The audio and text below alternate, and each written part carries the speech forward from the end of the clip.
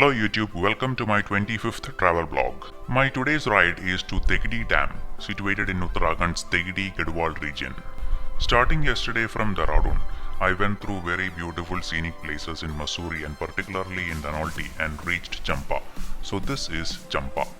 This is a hill station as well as a strategically important place in Uttarakhand because from here you can go to different places. I came from Dehradun. You can go to Rishikesh, Uttarkashi, other places like Devprayag, Kedarnath and all other places from this place, from Chamba. So this is kind of an important road junction, so a strategic place. Now there is another place called Chamba in Himachal Pradesh, and whenever people hear the name Chamba, they immediately remember the place in Himachal Pradesh because that is more well known or famous than this place.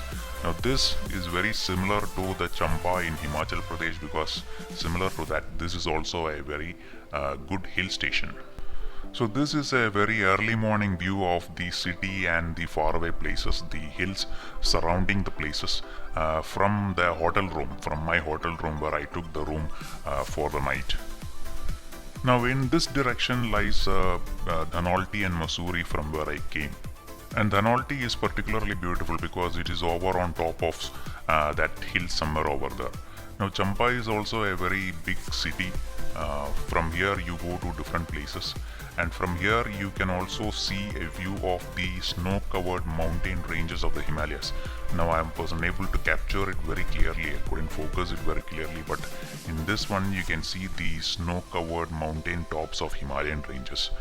Now I have started early morning and now I am going to Tehri Dam. From here also you can see the snow-covered mountain ranges, Himalayan mountain ranges, just like a very small dot over there on the horizon. Now this is one of the routes to get to Tehri Dam site. There is also another route which goes through New Tehri. This route I took because somebody told me this is less congested. It doesn't go through any cities and it goes to the reservoir area of the dam. Chamba is located at around 1600 meters above mean sea level, and from Chamba you are climbing down the hill to reach the Tehri Dam area. This route, that is from Chamba to Tehri Dam site, does not have two beautiful places, so I'm just going to fast forward these things. But there are few waterfalls like this on the right side, like this one. So all these waterfalls, like small river streams, are all flowing to the main reservoir area. So the focus of this travel log is not on the ride itself, but the Tehri Dam itself. Now when I started from Dehradun, like when I was starting the ride, I asked few people for recommendations, and most of them gave me Tehri Dam as a recommendation, and they told me that this is the highest dam in India, and so it is. But when I heard this thing, I initially thought that this dam is located at the highest altitude in India because Uttarakhand is a hill station. So I naturally thought the dam is located at a high location, that is why it is called as the highest dam, but it is not so. So I made a mistake in my previous vlog. I said that it is located at the highest altitude. But when they say the highest dam, they mean the dam itself. The construction of the dam itself is very high. It is the highest dam in India because it is 260 meters high. Or rather I should say the dam is 260 meters tall. Another speciality of this dam is that it is an embankment dam. It is not a reinforced concrete structure. It is made like a mound, like a hill. And there is a hydroelectric power station developing about 1000 megawatts of power. The Tehri Hydro Development Corporation (THDC) maintains the dam and the power plant. Like any major infrastructure project, Tehri Dam is also slightly controversial. One main controversial aspect is that the dam is built on the Bhagirathi River, which is one of the major tributaries of the holy Ganges River.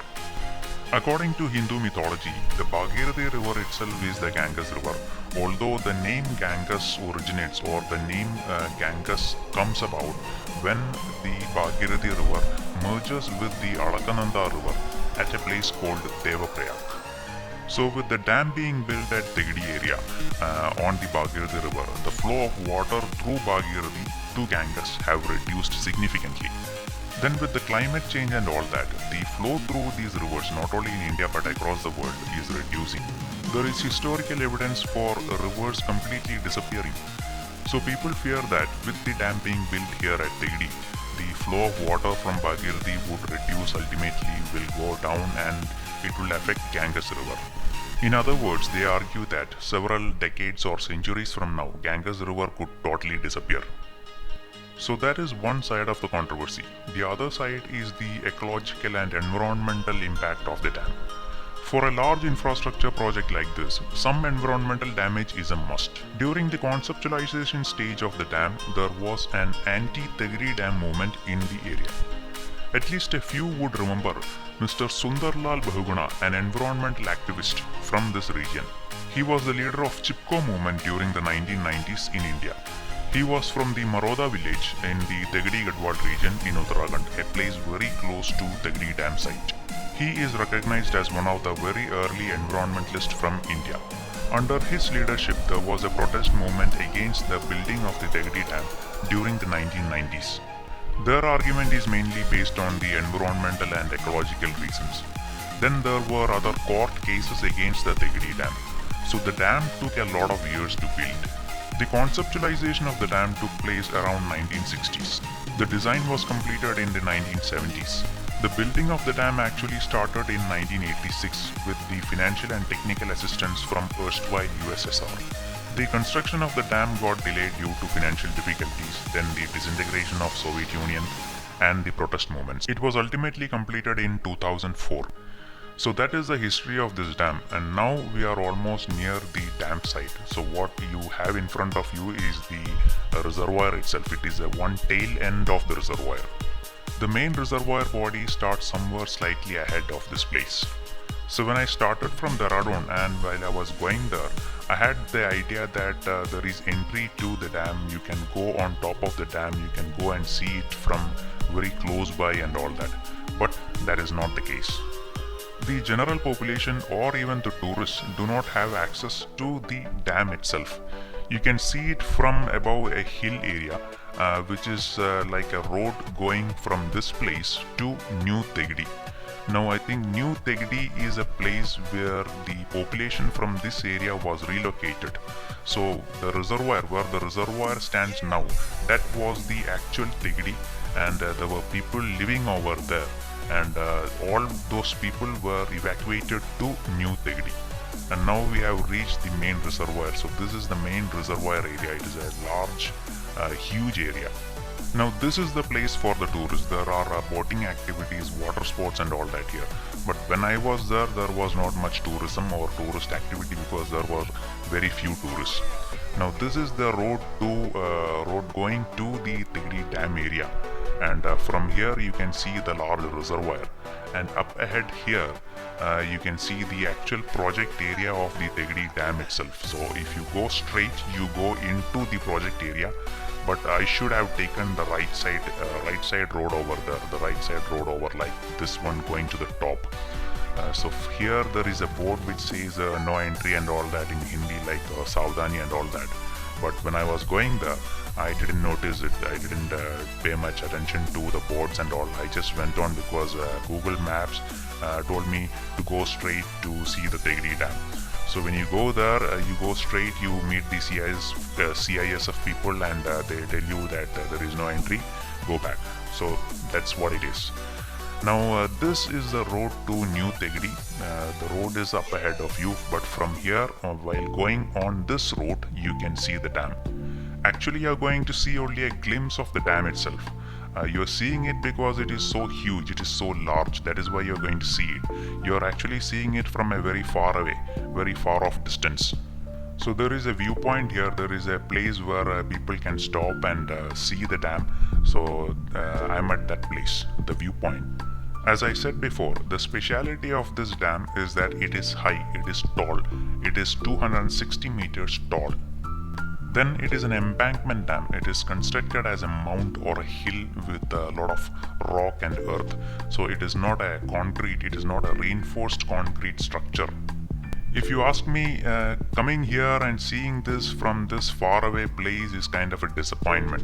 You can see the main reservoir, it looks very beautiful. Speciality of the dam is that it is tall and you cannot see the height of the dam from here. We are seeing it from behind the dam. You have to go further away, like further ahead of this to see the actual height. From just about here, you probably might be able to see the height of the dam, like it is sloping downwards. So it is kind of a hill. If you see closely, that slope is its height. The white colored hill type structure is the dam, and this is the reservoir. The reservoir looks very good, very beautiful, with mountains on all sides and all that. You can see how far away we are because there are vehicles going on top of that dam. It looks very small, so it gives an indication of how far away we are from the dam. And down below here, I think it is a hydropower station which develops, I think, about 1000 megawatts of electricity. Anyway, so that is what you get to see if you come to this place to see Tehri Dam. It is not so bad, but if you have to see the entire, the full view of the dam, you probably have to go further distance away from here, like to the front side of the dam. But I couldn't find such a road. This road is actually going to New Tehri. It then winds up the hill. You can see it from over a longer distance, but then the view still drops. You can see it like a very small spot. After Tehri Dam, I went to a New Tehri, which is a populated area, not much things to see over there. It is not kind of a tourist place at all. This is New Tehri, and from here I went to Rishikesh, which is like 80 kilometers from here. But I'm going to stop this vlog over here because the previous one which I did, which was my ride from Dehradun to Mussoorie to Dhanolti and to Chamba, was like about 30 minutes long. It was more than 30 minutes, so I thought it is kind of too much information in one single video, one single vlog, and people might get bored over that. I hope you guys like this one, my ride to Tehri. If you did like it, press that like button and also share my videos with your friends. What you're seeing now is my ride from New Tehri to Rishikesh, which was going through completely dust covered region, dust covered road. So I took a diversion and I took another road which was a roundabout road which goes to Rishikesh. So I went to some beautiful places which had waterfalls and other very good viewpoints and all that, but all about that in my next vlog. As always, if you would like to support me, try and subscribe to my channel and also press that bell button to get information about my future vlogs. The link to my next video, which is my ride to Rishikesh, is the one on the right side. Thank you.